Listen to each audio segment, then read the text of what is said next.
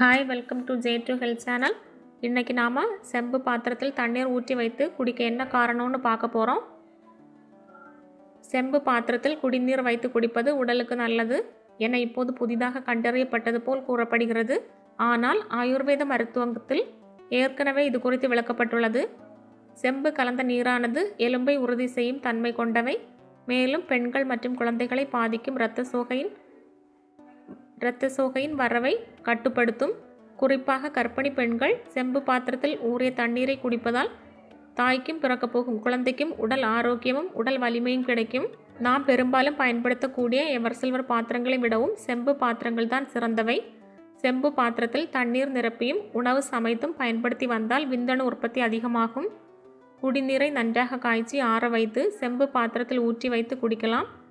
இந்த தண்ணீரிலேயே சீரகம், துளசி, புதினா, ரோஜா இதழ் போன்ற மூலிகைகளை தினம் ஒன்றாக கலந்து குடிக்கலாம். உடலுக்கு கூடுதல் நன்மை கிடைக்கும். தண்ணீரை செம்பு பாத்திரத்தில் இரவே அல்லது குறைந்தது 4 மணி நேரமாவது சேமித்து வைத்தால் செம்பில் இருந்து ஒரு இயல்பை நீர் பெறுகிறது. தாமிரத்தில் சிறப்பான ஆன்டி ஆக்சிடென்ட் குணங்கள் அடங்கியுள்ளன. அதனால்தான் புற்றுநோய் அணுக்கள் வளர விடாமல் அது பாதுகாக்கிறது. தாமிரத்தில் உள்ள ஆன்டி ஆக்சிடென்ட் குணங்கள் சருமத்தில் ஏற்படும் சுருக்கங்கள் மற்றும் திட்டுகளை சிறப்பாக கையாளும். கூடுதல் அளவிலான தாமிரத்தால் உங்கள் சருமம் மற்றும் முடிக்கு இயற்கையான இரத்த ஓட்டம் கிடைக்கும்.